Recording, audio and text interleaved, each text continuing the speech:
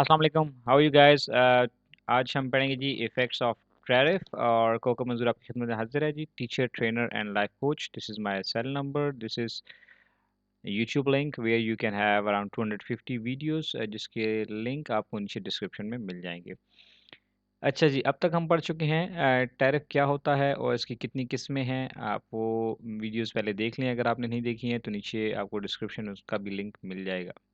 आज हम पढ़ेंगे टैरिफ का इफ़ेक्ट क्या होता है, मुख्तलिफ मैक्रो इकोनॉमिक वेरिएबल्स के ऊपर टैरिफ कैसे इफ़ेक्ट करता है। जब गवर्नमेंट टैरिफ इम्पोज करती है यानी इंपोर्ट ड्यूटीज़ लगाती है, तो उसका जो इकोनॉमिक वेरिएबल्स हैं मुख्तलिफ मैक्रो इकोनॉमिक, उन पे क्या इम्पेक्ट है। मिसाल के तौर पे ट्रेड पे क्या इफ़ेक्ट पड़ेगा, कंजम्पशन पे क्या इफ़ेक्ट पड़ जाएगा, प्रोडक्शन पे क्या पड़ेगा और रेवेन्यू पे क्या पड़ेगा।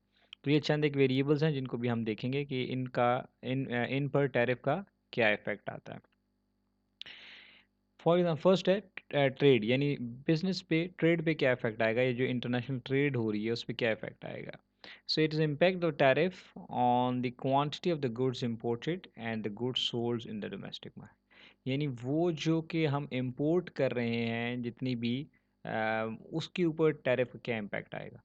तो सिंपल सी बात है कि लास्ट ईयर लेट सपोज अगर हमने इंपोर्ट की थी कोई भी चीज़, उसकी वर्थ थी $1 मिलियन, लेकिन अब हमने उसके ऊपर, गवर्नमेंट ने उसके ऊपर अगर टैरिफ लगा दिया है उस इंपोर्ट पे, तो अब वो इंपोर्ट्स महंगी हो गई हैं, तो ऐन मुमकिन है कि अब उसकी ट्रेड भी कम होगी। यानी यहाँ पर पाकिस्तान के अंदर हम उसको कम मंगाएंगे और कम कंजम्पशन होगी, क्योंकि इकोनॉमिक लॉ है कि when price increases demand decreases. तो नॉर्मली इस तरह से होता है। तो पहला इफेक्ट जो होगा टैरिफ का, पहला तो नहीं कहेंगे, मींस जो टैरिफ का इफेक्ट ट्रेड पे होगा वो मेजर इफेक्ट ये होगा कि वो जो इंटरनेशनल ट्रेड है यानी इंपोर्ट्स हैं वो हमारी मोस्ट प्रॉब्ली कम हो जाएंगी, उसकी जो क्वांटिटी है गुड्स की वो प्रॉब्ली कम हो जाएगी। दूसरा है consumption effect. It is refer to the reduction in domestic consumption as result of tariff imposed. अब होगा क्या, जब इंपोर्ट कम होगी, क्यों कम होगी, उसके जो साथ ही जुड़ा हुआ दूसरा वेरिएबल कंजम्पशन है। यानी जब यहाँ पर हमें एक चीज़ महंगी मिलेगी तो हम उसे फिर मोस्ट प्रोबेबली कम यूज़ करेंगे। अब एक लेट सपोज एक यू कह लें कि मेकअप आइटम है या एक कॉस्मेटिक है या गाड़ियाँ हैं लग्जरियस, ठीक है, या और कोई चीज़ है, तो वो पहले हमें कम रेट पे मिल रहा था, अब गवर्नमेंट ने उसके ऊपर टैरिफ इम्पोज कर दिया है, तो अब वहाँ उसका रेट जो है वो क्या हो गया है, वो बढ़ गया है। ठीक है, तो जब रेट बढ़ गया है ज़ाहिर टैक्स से महंगी हो गई है, तो जब महंगे होने से क्या होगा, कंजम्पशन जो है वो हमारी क्या हो जाएगी, वो कम हो जाएगी, वो रिड्यूस हो जाएगी।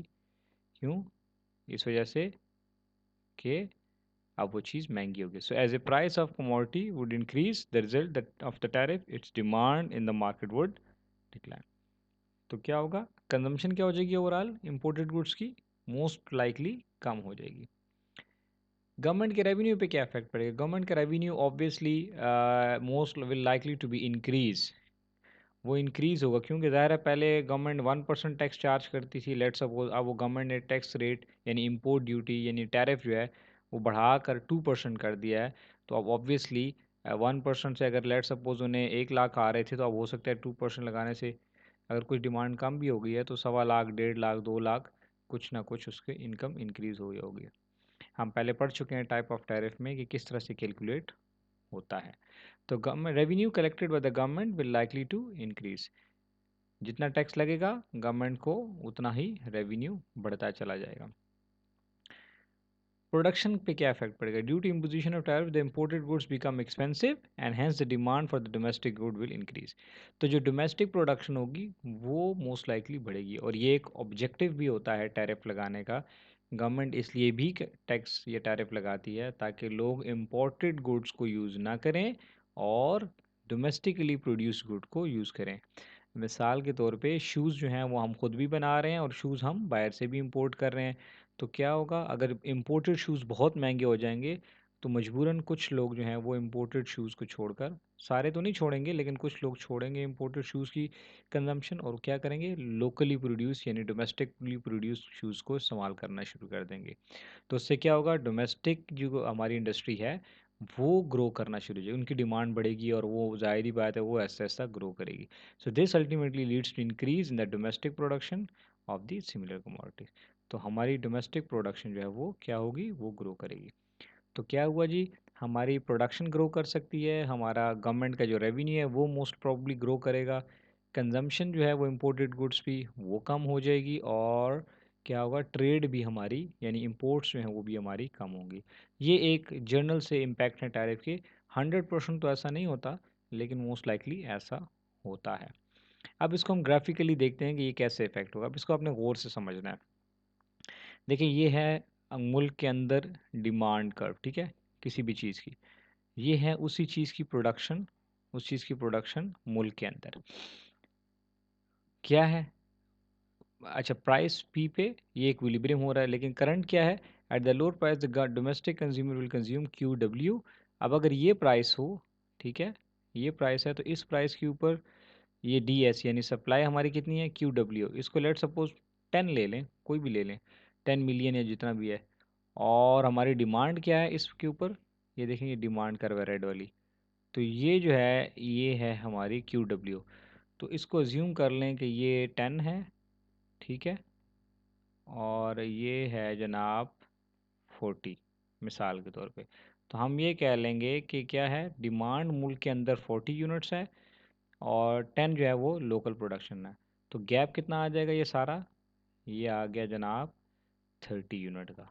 तो क्या करेंगे हम? 30 यूनिट इंपोर्ट करेंगे, ठीक है, ये आपको नज़र आ रहा है इंपोर्ट। तो ये है current situation, price without the influence of tariff. अभी टैरिफ नहीं लगा तो ये सिचुएशन है, ठीक है। अभी हम दिखाएंगे कि टैरिफ लगने के बाद क्या हो जाएगा। प्राइस थी फॉर एग्जांपल, हम ये ज्यूम कर लेते हैं, प्राइस है जनाब $5 या ₹5, ठीक है। तो इस पे है 10 सप्लाई है, यानी उस वक्त मुल्क के अंदर प्रोडक्शन जो है वो 10 यूनिट हो रही है, जबकि डिमांड 40 की है। तो गैप जो 30 का जो है वो हम क्या कर रहे हैं? बाहर से मंगा रहे हैं। अब अज्यूम करें जी टैरिफ लग गया, प्राइस जो है वो 5 से बढ़ गई, क्या हो गई? डोमेस्टिक प्राइस हो गई ₹6, ठीक है, सॉरी, ठीक है, ₹6। तो पहले ये थी प्रोडक्शन, ठीक है, कितनी थी? 10। अब ये प्रोडक्शन बढ़ गई है यहाँ पर,